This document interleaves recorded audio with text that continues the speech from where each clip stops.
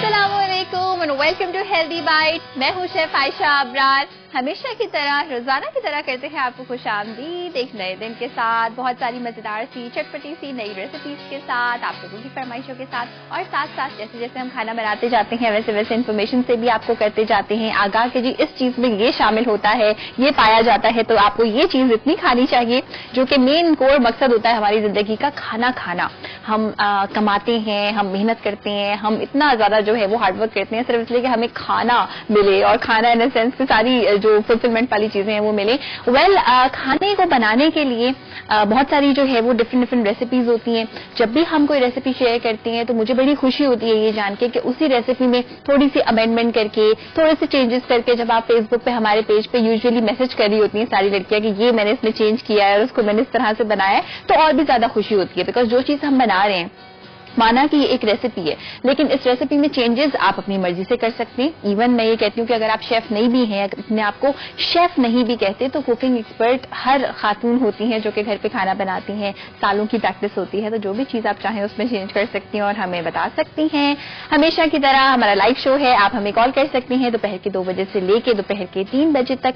कोई फरमाइश सर आंखों पे बिल्कुल कर सकते हैं, बिकॉज आप ही लोगों की फरमाइशें पूरी करने के लिए हम यहाँ पे मौजूद हैं। कॉल्स कर सकती हैं हमें, और healthy bytes with Ayesha Abrar का पेज आप कर सकते हैं ज्वाइन। अक्सर मुझसे काफी मेरे कोलीग्स ने कहा है कि जब आप पेज का बता रही होती हैं तो इतना पर्टिकुलर होकर आप बताती हैं कि जी सर्च करें, ये वाला पेज होगा, इस वाले पेज को इस तरह से लाइक करना है, ये आप क्यों बताती हैं? बिकॉज अक्सर ऐसा होता है कि फेक पेजेस होती हैं। जो हमारा ये वाला शो है इसका कोई फेक पेज नहीं है, लेकिन जो डाइट जायका वाला शो है उसके काफी आई थिंक 2 है। एक तो मैंने रिपोर्ट बड़ी मुश्किल से कराया था तो वो बंद हो गया था, दूसरा भी एक था, तो इसलिए हम बताते हैं कि जी इतने मेंबर्स हैं, ये वाली पिक्चर लगी हुई है, सो दैट जब आप हमें अप्रोच करें तो ऐसा ना हो कि वो, जैसे हम अपनी एक मूवी देखी थी उसमें था कि वो रॉन्ग नंबर है, तो ऐसा ना हो कि वो आप किसी और को कर रहे हो और फिर शिकायतें हमसे कर रहे होंगे जी आप रिप्लाई नहीं करती हैं।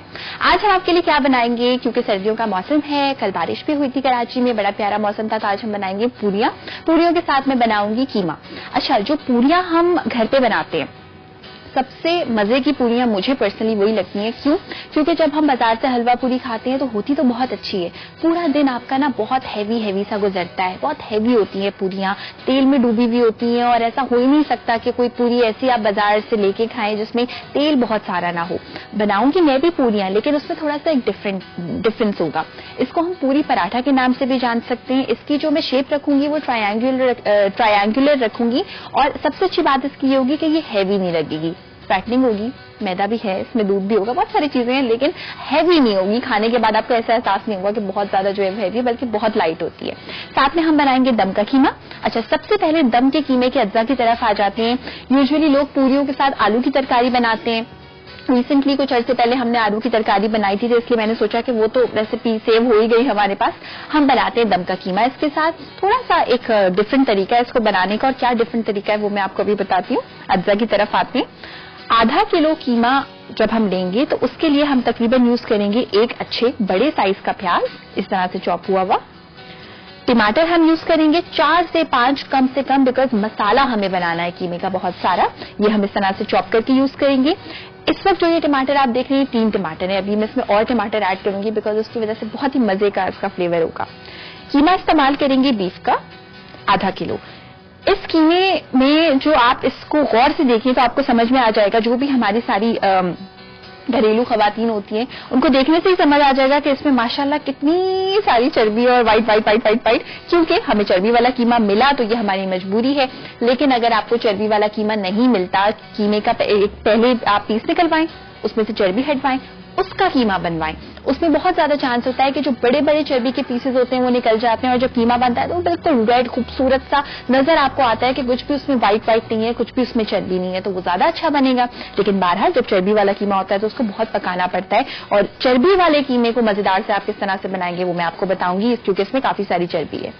दही हम यूज करेंगे 1 पाव के बराबर। लाल मिर्च का पाउडर हम यूज करेंगे इसमें 1 खाने का चमचा भर के। गरम मसाला पाउडर यूज करेंगे आधा खाने का चमचा। भुना हुआ कुटा हुआ साबुत जीरा, भुना हुआ कुटा हुआ साबुत धनिया इस्तेमाल करेंगे 1 खाने का चमचा। अदरक हम इसमें ऐड करेंगे चॉप करके, ये जितना अदरक है इसका ट्रिपल मैं ऐड करती हूँ, उसके बाद भी मैं बहुत सारा अदरक इसमें शामिल करूंगी। साथ में हम लहसुन का पेस्ट ऐड करेंगे। नमक, कोयला।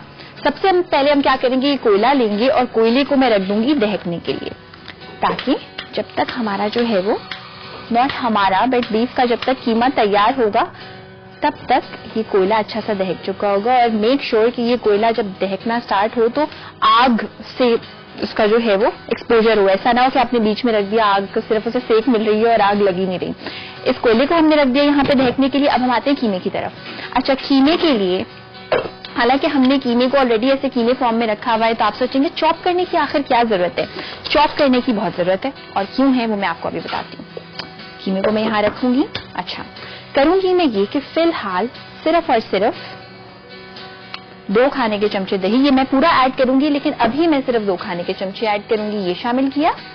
अदरक ऐड करेंगे चॉप करके, भर के 1 खाने का चमचा, चाहे तो 3 खाने के चमचे भी आप ऐड कर सकती हैं। इसके साथ साथ इसमें बड़ी रंग बिरंगी खूबसूरत सी चीजें हम ऐड करेंगे। हरी मिर्चें, हरी मिर्चें मैं उठाई जा रही हूँ। आप सोच रहे होंगे इतनी सारी मिर्चें। आजकल हरी मिर्चें जो है ना, वो ऐसा लगता है जैसे चाइना की आ रही हैं। इतनी ज्यादा वो बेचारी माइल्ड होती हैं कि आपको एक पूरी मिर्च खाने के बाद भी नहीं लगता कि आपने कोई मिर्च वाली चीज खाई है, क्योंकि इनकी शक्ल मुझे बता रही है कि ये बिल्कुल माइल्ड है, इनमें कोई मिर्चों वाली चीज नहीं है, बिल्कुल सिर्फ जो है वो उसकी हल्की सी स्मेल है, वो भी बहुत कम है। तो इसलिए मैंने 5 हरी मिर्चें यूज करनी है। हाँ, अगर तेज वाली हो, जैसे पतली वाली होती है ना, वो अगर हरी मिर्ची हो तो 3 भी काफी होंगी। बड़ी बड़ी सी इस तरह से चॉप करके। हरी मिर्च में काट होता है, मैं आपको दिखाती हूँ। देखें, इस वाली हरी मिर्च में होता है ऊपर से थोड़ा सा ब्लैक। इसको आप चाहे आप निकाल भी सकते हैं। मैं जरा ज्यादा ब्लैक वाले पार्ट को निकाल दूंगी। हालांकि इसका मतलब ये नहीं होता कि ये पुरानी है या खराब है, बस ये ब्लैक पार्ट होता है। इसको आप आसानी से खा भी सकते हैं, बिल्कुल भी नुकसानदेह नहीं होता। हरी मिर्चें ये हमने ऐड कर दी। अच्छा, अब इसके साथ मैं इसमें ऐड करूंगी हरा धनिया, लेकिन बाद में, पहले हम इसको करेंगे चॉप। हरी मिर्चें, अदरक, और हम इसमें ऐड करेंगे दही। पहले इसको सही से बंद करेंगे जरा, इस तरह से। हरी मिर्चें ऐड की है, 1 2 3 4 5, और दही ऐड किया। साथ साथ जो है वो हमने इसमें ऐड किया है अदरक। अब मैं इसमें ऐड करूंगी कीमा। अब इससे क्या फायदा होगा वो मैं आपको बताऊंगी। होता क्या है कि जब भी हम कीमे में पपीता ऐड करते हैं तो कीमा बहुत सॉफ्ट हो जाता है। अगर आप पपीता ना ऐड करना चाहें और चाहते हो कि कीमा बहुत ही सॉफ्ट हो जाए, तो उसका एक बहुत ही बेहतरीन हल होता है। वो ये होता है कि कीमे को आप इतना ज्यादा चॉप करें, इतना ज्यादा चॉप करें कि वो दही के साथ लग लग के इतना ज्यादा मजे का हो जाए कि उसको आप इस तरह से मैरिनेट भी कर सकते हैं, और इसकी वजह से ये बहुत ही जल्दी पकता है। थोड़ा सा ये अब समझ में आ गया कि इसका मसला क्या था। जो ब्लेड था हमारा, ये थोड़ा ऊपर हुआ था। कीमे को साथ हम करेंगे चॉप। आ जाते हैं हमारे बाकी के काम की तरफ। बाकी के काम में हम ये करेंगे, हम लेंगे ऑयल। ऑयल लूंगी मैं तकरीबन 1 कप के बराबर, बिकॉज कीमा है, थोड़ा सा ज्यादा हमें ऑयली रखना पड़ेगा ताकि हम इसको अच्छी तरह से भून पाए।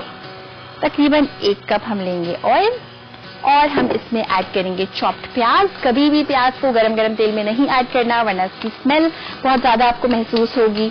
ये हमने ऐड कर दिए प्याज, और आंच हम करेंगे तेज। इन प्याज को पकाएंगे। अच्छा, पूरियों के लिए एक बड़ी डिफरेंट चीज मैं यूज करती हूँ, क्योंकि अभी हम पूरियों के अज्जा की तरफ नहीं आए, अभी हमने उसका काम बिल्कुल स्टार्ट नहीं किया, तो अभी मैं नहीं बताऊंगी। वो एक डिफरेंट चीज है। हम कभी भी, जब भी मैं घर पे पूरियां बनाती हूँ, कभी भी मैं उसको पानी के साथ नहीं गूंथती हूँ। मैं हमेशा उसको नीम गर्म दूध के साथ गूंथती हूँ।